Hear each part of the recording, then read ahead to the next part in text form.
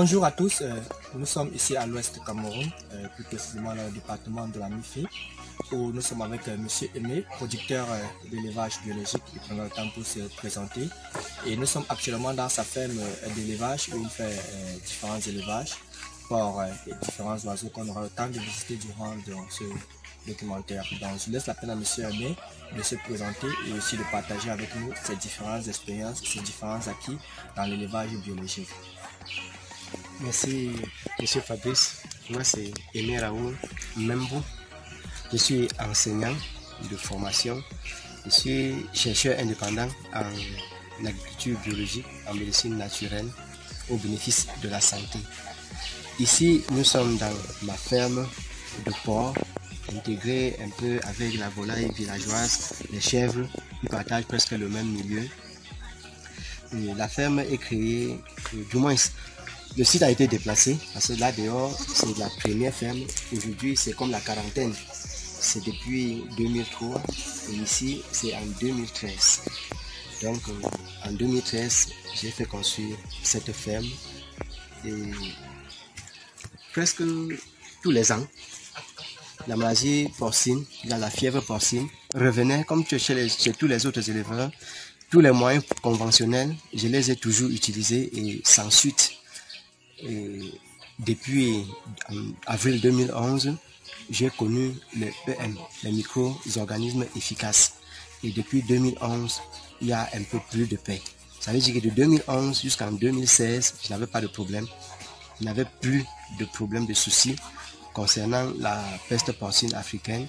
En 2016, j'ai eu beaucoup de stagiaires ici.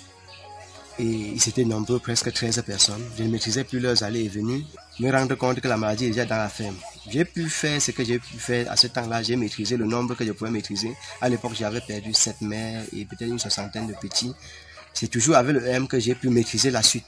Entre-temps, il me fallait réfléchir, qu'est-ce que je peux faire. Et surtout les moyens naturels, surtout les moyens biologiques. Les mouches, chaque fois, envahissaient la ferme. Les moyens conventionnels, ou bien les moyens déjà sur lesquels on a déjà travaillé et qui pouvaient nous permettre d'éliminer les mouches, c'était que des interventions temporaires. On va pulvériser peu de temps et la rémanence de ces produits finis, il faut reprendre. J'avais l'habitude d'utiliser l'huile de Nîmes, je l'utilise toujours. Mais l'huile de Nîmes pression à froid était toujours chère. J'ai réfléchi, c'est depuis 3 ans que j'ai opté de couvrir entièrement toute ma ferme, de mettre la ferme à l'abri des mouches. C'est un moyen artisanal, un moyen mécanique. Et depuis que je couvre comme ça, la ferme est faite en bois, la ferme est faite en bois. Donc ici j'ai couvert avec la bâche parce que c'est le bois. Ici en haut c'est le nylon pour laisser la lumière passer.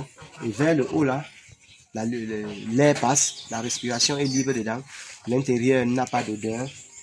Et la mouche, comme le papier est transparent, la mouche ne s'envisage pas de passer par le haut. Donc comme c'est clair là, la mouche vient frapper là-dessus et rentre tout simplement. Et voilà, j'ai couvert toute la ferme comme ça. J'ai fait le tour, hein, il n'y a pas... J'ai fait le tour.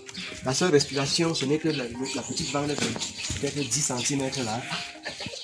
Ici en haut, j'ai fait le tour de la ferme. Et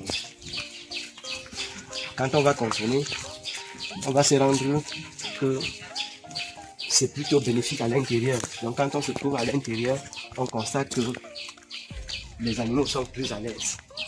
Jusqu'à la porte ici, j'ai couvert. La ferme est construite sur le système de marche en avant. Quand on entre par le haut, on ressort par le bas.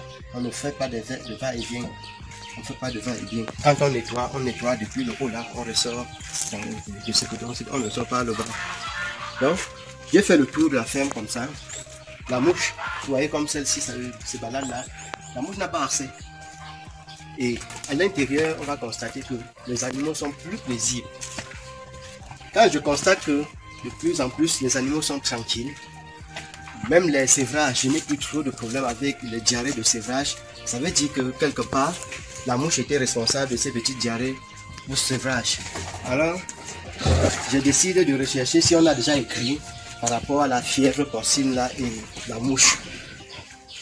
Quand je consulte Google, je constate qu'il y a une littérature russe qui a déjà étudié la fièvre porcine de façon générale, la fièvre porcine africaine particulièrement. Et dans cette littérature, on dit que la mouche qui suce du sang d'un porc malade, au bout de 30 minutes, les germes de la fièvre sont là dans son cerveau et elle peut aller sur 5 km communiquer cette maladie. Voilà pourquoi je constate que depuis 3 ans, la ferme est un peu plus tranquille.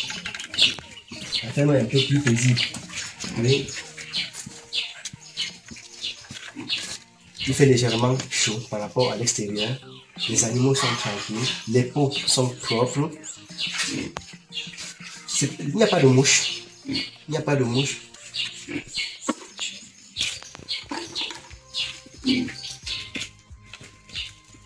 Regardez comment celle-ci dort, elle est tranquille. Elle dort comme ça. D'abord que c'est une souche qui ne dérange pas, quand ça mange déjà il n'y a plus de soucis. Tu as vu, le fait de dire comme ça, fait comme ça, c'était dit bonjour et tout, ça va. Hein. Les pots sont tranquilles, on va manger. Il n'y a pas de... Alors qu'avant, quand tu entres ici, tu vois les mouches sont sur les oreilles, partout, les blessures sont partout. Et là, ça me conforte dans ma position où les moyens mécaniques ou bien les moyens naturels sont plus efficaces que même les moyens chimiques, parce que les moyens chimiques ne sont pas à toxicité zéro.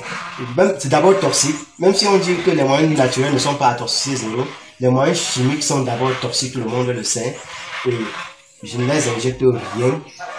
Le fer que j'utilise pour eux, c'est le fer en poudre que je mets dans l'aliment.